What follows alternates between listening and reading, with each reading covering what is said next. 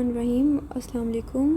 आज हमारा जो पहला टॉपिक है that is from chapter number 7। The name of the chapter is fundamental principles of organic chemistry. Chapter number 7 to 14 belong to organic chemistry. We will learn it, हम इससे पहले पढ़ेंगे। उसके बाद चैप्टर नंबर 1 to 6 इनऑर्गेनिक को deal करते हैं, वो हम बाद में पढ़ेंगे। So chapter number 7, the first topic is introduction. इसमें सबसे पहले आप हेडिंग लगा सकते हैं अबाउट हिस्ट्री। हिस्ट्री जो है वो इसकी ऑर्गेनिक कंपाउंड्स की है। ऑर्गेनिक कंपाउंड की हिस्ट्री 200 साल पहले तक ये सोचा जाता था that about 200 years earlier it was thought कि organic compounds cannot be synthesized in the laboratory. There is a need of a special vital force जो कि ऑर्गेनिक कंपाउंड्स को बना सकती है। इसको लेबॉर्ट्री में बनाना इम्पॉसिबल है, ये सोचा जाता था। क्योंकि साइंटिस्ट ने बहुत दफ़ा कोशिश की ऑर्गेनिक कंपाउंड्स को बनाने की, लेकिन कॉन्टीन्यूस फेलियर के बाद they reach to a conclusion कि ऑर्गेनिक कंपाउंड्स को लेबॉर्ट्री में बनाया ही नहीं जा सकता। लिहाजा एक कॉन्सेप्ट जो है वो आ गया। वो कॉन्सेप्ट क्या था कि organic compounds can not be synthesized in the laboratory, they can only be prepared in living organisms. लिहाजा जी इस थेरी को कहा जाता है वाइटल फोर्स थेरी, कि ख़ास किस्म की फ़ोर्स रिक्वायर्ड है इसको बनाने के लिए, ये वाइटल फोर्स थेरी। लेकिन this was a wrong concept. In organic material से भी ऑर्गेनिक कंपाउंड्स को बनाया जा सकता है, और ये काम जो है सबसे पहले इसकी रिजेक्शन वाला काम ये सबसे पहले किया गया ये सबसे पहले फ्रेडरिक वोलर ने किया। फ्रेडरिक वोलर ने ये कॉन्सेप्ट जो है उसको ख़त्म कर दिया। उसने क्या किया कि लेबॉर्ट्री में यूरिया बनाया फ्रॉम अमोनियम सायानेट। ये आप लोग देख सकते हैं, यहाँ पर मेंशन्ड है। ये अमोनियम सायानेट से उसने यूरिया बनाया। ये ऊपर यूरिया का फार्मूला लिखा हुआ है। ये आपके पास उसने क्या किया कि यूरिया को सिंथेसाइज़ किया फ्रॉम अमोनियम सायानेट, और इससे क्या पता चल गया कि organic compounds can be prepared in the laboratory.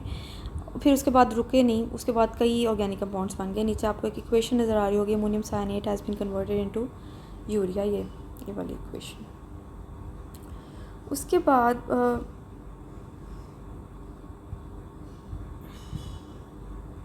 Moving to the next one, आपके पास ये modern definition of organic chemistry आ गई।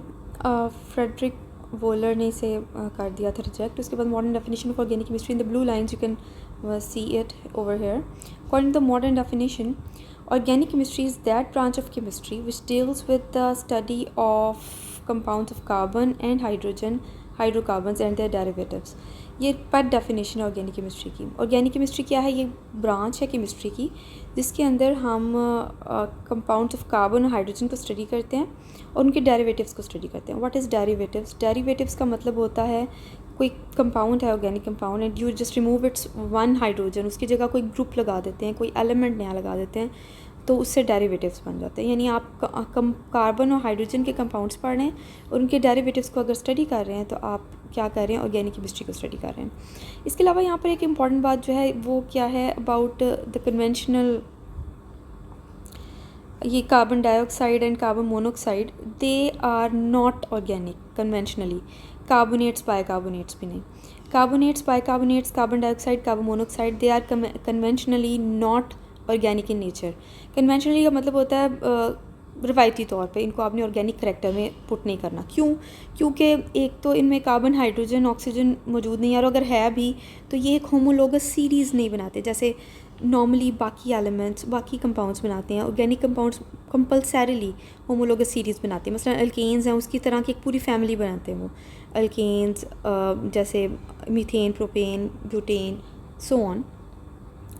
ये उस कैटेगरी पे पूरा नहीं उतरते जो ऑर्गेनिक कंपाउंड्स के पास खासियत होती है। उसके बाद बच्चों आपने लर्न करना है some features of organic compounds. What are organic compounds? उनके कुछ फीचर्स। फीचर्स का मतलब होता है इंपॉर्टेंट उसके करैक्टरिस्टिक्स, प्रॉपर्टीज़। सबसे पहले peculiar nature of carbon. Her organic compound में कार्बन का होना तो बहुत कंपलसरी है, right? Peculiar nature of carbon. अगर कार्बन का होना कंपलसरी है, इसका मतलब है कि कार्बन की कुछ ख़ास नेचर होगी, ख़ास प्रॉपर्टीज़ होंगी उसकी, और वो क्या हैं कि कार्बन के पास ये प्रॉपर्टी है कि ये 4 बॉन्ड बनाता है।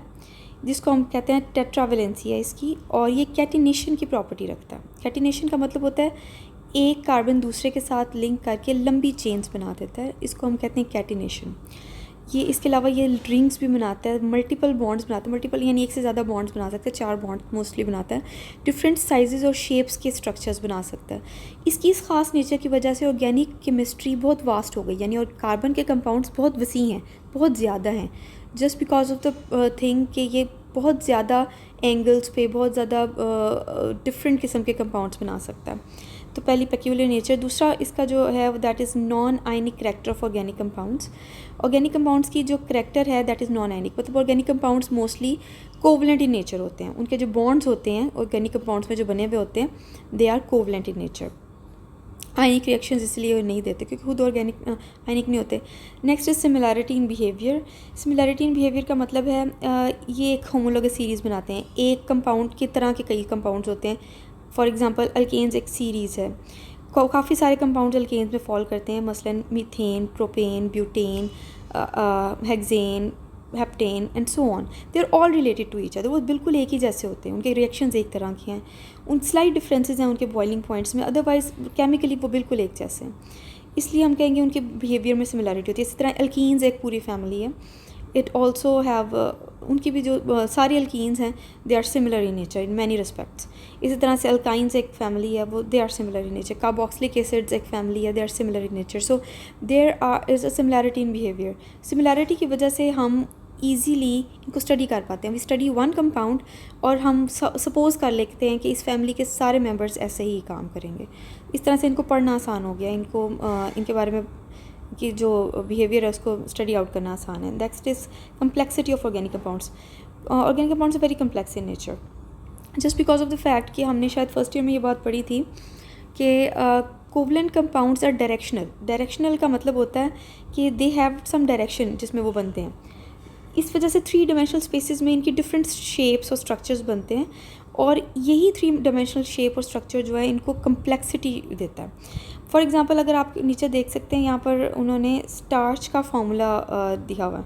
स्टार्च का formula C6H10O5N, N may be several thousands. मतलब आप खुद ही सोचें एक कंपाउंड जिसमें कार्बन की थाउजेंड्स में तादाद है, how complex its structure would be. लिहाजा ऑर्गेनिक कंपाउंड्स जो हैं ये बड़े कम्प्लेक्स लंबे लंबे स्ट्रक्चर्स होते हैं। Proteins, starches, carbohydrates, lipids, they all belong to organic compounds and they have very complex structures. ये अप टू मिलियंस जा सकते हैं। उसके बाद आ जाती है isomerism. Isomerism is a phenomena जिसमें एक ऑर्गेनिक कंपाउंड का फार्मूला तो सेम होता है molecular formula, but structural formula मुख्तलिफ होता है, जिसकी वजह से अगर वो स्ट्रक्चरल फार्मूला मुख्तलिफ होगा तो ऑर्गेनिक कंपाउंड यानी 2 कंपाउंड जिनका फार्मूला आपको लगता है कि एक है लेकिन इट डजन ये मुख्तलिफ होता है, it doesn't come up with it. ठीक है। Next is rates of organic reactions. Organic reactions के जो रेट्स हैं दे आर स्लोअर। इनके रिएक्शंस जो हैं ये स्लो होते हैं।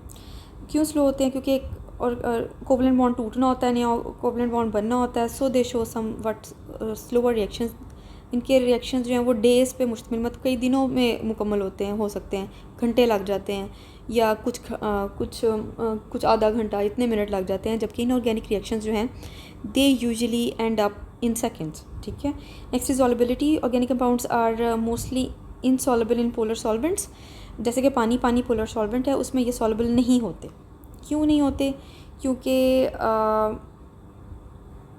पानी पोलर है, ये जो ऑर्गेनिक कंपाउंड्स है they are non polar in nature, so they do not dissolve in water. ये एक प्रिंसिपल है केमिस्ट्री का, लाइक डिज़ोल्व्स लाइक, राइट। अगर लाइक डिज़ोल्व्स लाइक का मतलब है नॉन पोलर जो सॉल्वेंट्स हैं वो नॉन पोलर सॉल्यूट्स को अपने अंदर डिज़ोल्व करेंगे, लिहाजा organic compounds are soluble in non polar solvents जैसे कि बेंजीन, पेट्रोलियम ईथर वगैरह। So that's all for the first lecture today.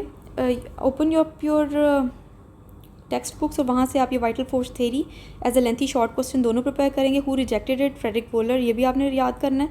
फिर यहाँ पर आ जाएं आप modern definition of organic chemistry पे, यहाँ से आपने डेफिनेशन याद करनी है और याद रखना है कि conventionally carbon dioxide, carbon monoxide, carbonates और bicarbonates are not included in the organic compounds. उसके बाद यहाँ पर सेलियंट फीचर्स पे इनके आ जाएँ, पेक्यूलियर नेचर, ये सारे फीचर्स जो हैं आपने फॉर लेंथी शॉर्ट बोथ सबके लिए करना है। यहाँ से कैटिनेशन जो है that might be a lengthy question, तो ये आपने कैटिनेशन को फॉर लेंथी क्वेश्चन याद कर लेना। Okay, so that's all for the today's lecture, and if there are any questions you can ask me in the group. ठीक है, thank you.